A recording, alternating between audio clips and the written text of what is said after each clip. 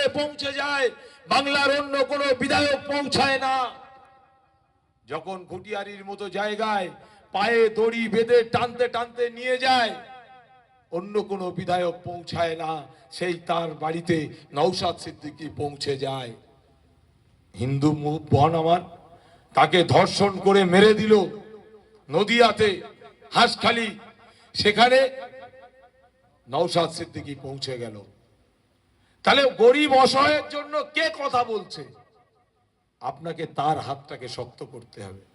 আফসোস করে বলছে, আপনার এলাকার কোন একদিন গল্প ছলে বলছিলাম, ভাইজান বলছে আফসোস করে বলে, বিধানসভার মধ্যে আমার অনেক মুসলমান বিধায়ক আছে, কিন্তু ভাই আমার আফসোস, আমার চোখে সেদিন পানি এসে গিয়েছিল যখন ইসলাম বিরোধী, কোরআন বিরোধী, হাদিস বিরোধী যখন কোনো বিল আনার কথা হয়, আমি যখন বক্তব্যের মধ্যে বলি, তখন কোন মুসলমান বিধায়ক টেবিলটা চাপড়ে বলে না যে হ্যাঁ নওশাদ সিদ্দিকী ঠিক কথা বলেছে, এই বিলটাকে আনা দরকার।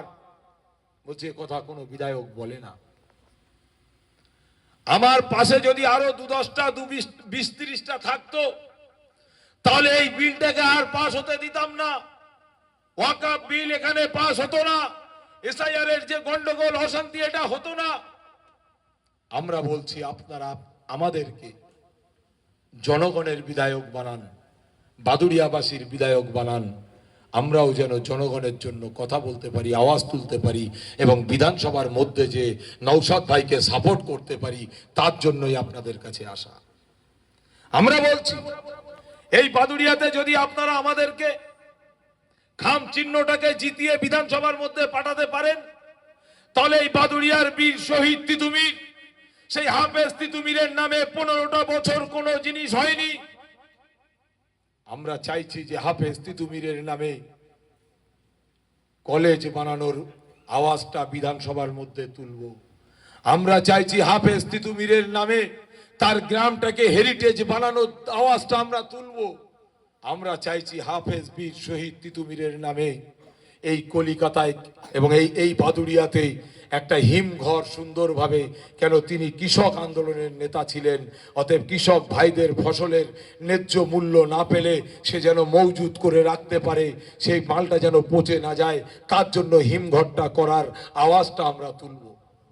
আমরা বলছি যে বাদুড়িয়ার বীর শহীদ তিতুমির মমতা ব্যানার্জি মুসলমানদেরকে এত ভালোবাসেন, একজন হাফেজ বীর শহীদ তিতুমির এবং স্বাধীনতা সংগ্রামী, তার নামে কলিকাতায় বিভিন্ন অর্গানাইজেশন মিলে একটা মেট্রো স্টেশন তৈরি হবে তার প্রস্তাব দিয়েছিল, সেটাকে মেনেও নিয়েছিল মেট্রো রেল দপ্তর। কিন্তু সেই রেল দপ্তরটা এই মমতা ব্যানার্জি হতে দেয়নি, সেটার নাম দিল সিটি সেন্টার। এটাও আপনাকে জেনে রাখতে হবে। তাই প্রত্যেকটা ভাইকে বলবো, এই বাদুড়িয়ার নাগরিকদের বলবো, বাদুড়িয়ার মা বোনদেরকে বলবো, হয়তো অনেকের বাড়ি যেতে পারবো, অনেকের বাড়ি যেতে পারবো না, কিন্তু একটা বার আমাদেরকে সুযোগ দেবেন শুধু আপনার জন্য, আপনার প্রতিনিধিত্ব করার জন্য।